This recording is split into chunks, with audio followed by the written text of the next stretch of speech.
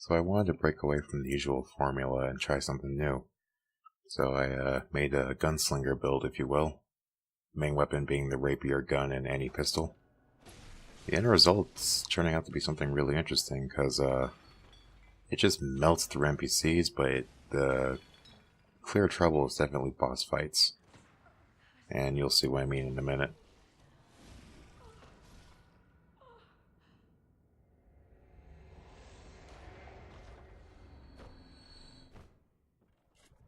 So, I personally hate this boss, and you'll see why in a minute.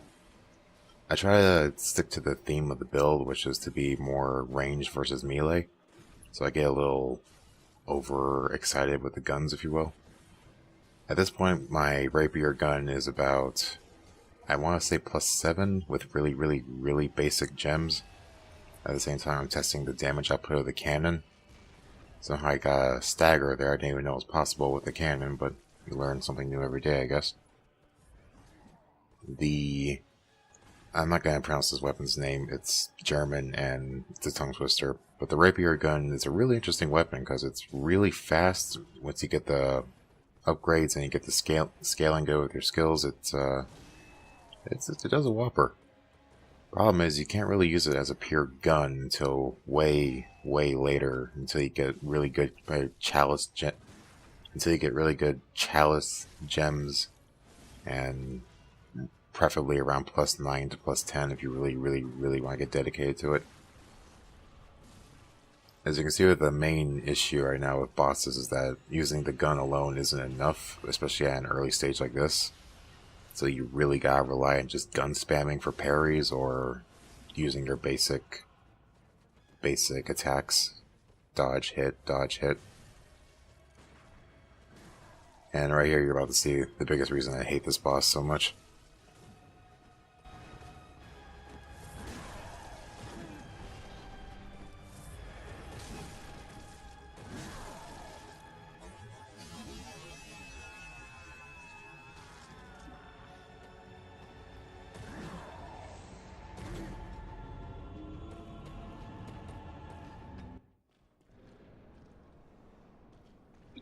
So here I had a really oddly good run with Ludwig.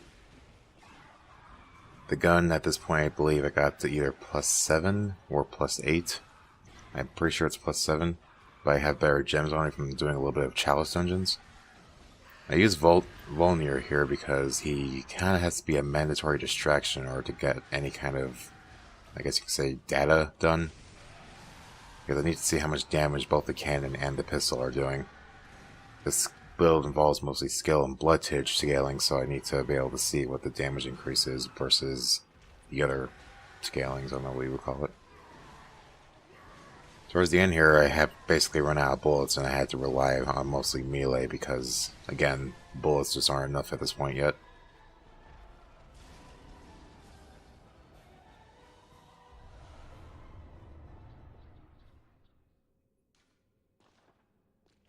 For the first time ever in my entire time of playing this game, I actually got this guy to stay alive.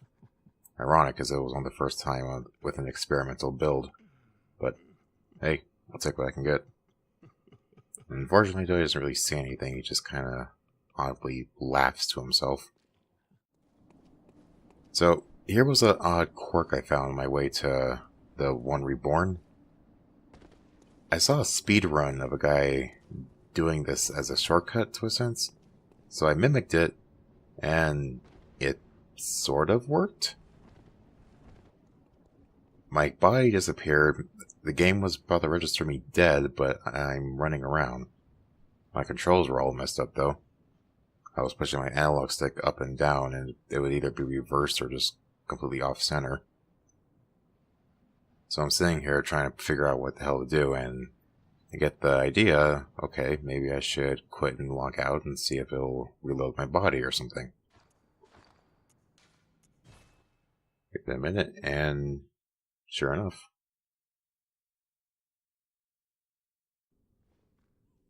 There I am, 10 feet away from an enemy that will two-shot me. So, there's a shortcut if you want to try it. I don't really know how effective it is towards casual run-throughs, but, you know, it's there. So here's what I mean where this build really strongly benefits off PvP or fighting any sort of NPC hunter. It's a stun lock god.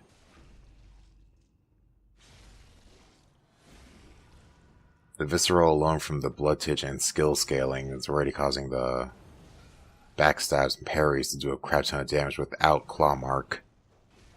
And as you can see, I don't give that guy a single chance to barely fight back. Any damage he does do, I get back with the health regen.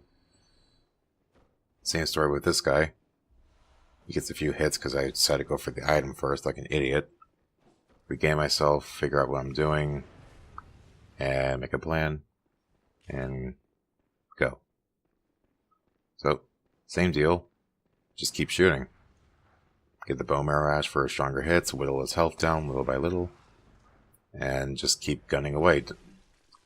One of the best things about this rapier gun, is that in its gun form, it swings really damn fast. Something I didn't really take into advantage until this fight. It swings faster than, I want to argue, almost any other weapon in the game. But by the time any of these people are able to rev their swings, I've already probably swung at them twice. And if you do the transformation combo from the standard rapier mode, you can often land a well-timed visceral parry. Third one comes running in, it's the same story. Just keep shooting him over and over again, he can't really get a hit in. Get 2, 3 slashes in gun mode, and then shoot them when they roll away. Not convenient, that guy dropped more bullets. So, slash slash shoot, slash slash shoot. That was probably the easiest I've ever killed those 3 hunters before him, my entire time playing Bloodborne, honestly. So, that's part 1 of the highlights for this build.